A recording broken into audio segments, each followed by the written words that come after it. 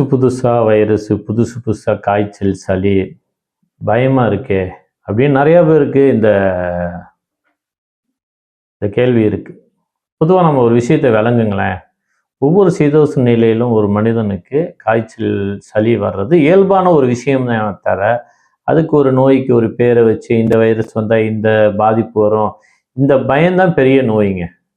எந்த காலத்திலையும் எந்த மனிதனுக்கும், எனக்காக இருந்தாலும் சரி, எந்த மருத்துவராக இருந்தாலும் சரி, காய்ச்சல் சளிக்கு உட்படாத யாருமே இந்த உலகத்தில் கிடையாதுங்க.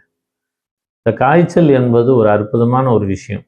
சளி என்பது ஒரு அருமையான ஒரு விஷயம். உடலை விட்டு வெளியேறதுக்காக கழிவுகள், உடல்ல நோய் கழிவுகள் தேங்கி இருந்தா இந்த உடலை எரிச்சு வெளியே கொண்டு வருது காய்ச்சல். நுரையீரலில் தேங்கி இருக்கிற அசுத்தங்களை வெளியேற்றுது சளி கழிவுகளாக. இதை விட என்ன வேணும்? சரி, இது வெளியே வரும்போது இந்த உடலுக்கு ஒரு 2 தினங்கள், 3, 5 தினங்கள் ஓய்வு கொடுத்தீங்கன்னா தன் உடலை தன்னை சரி பண்ண விஷயத்துக்குள்ள நம்ம வரல. இப்போ கண்டிப்பாக இதை பற்றி நம்ம கற்றுக்கிட்டோம்னா நம்ம காய்ச்சல் இல்லாமல் யாருமே இல்லை இந்த உலகத்தில். சென்ற தலைமுறையும் காய்ச்சல்லையும் சளியிலையும் இருந்து தான் வந்திருக்கோம். நம்மளும் இப்போ இருந்து தான் இருக்கோம். இன்னும் வரும் தலைமுறையிலும் காய்ச்சல் சளி இருந்துக்கிட்டு தான் இருக்கும். ஆனால் இதுக்கு ஒரு பேருன்ற வச்சு நம்மளைய பயமுறுத்தி நோயாளியாக்குறாங்க பாருங்க.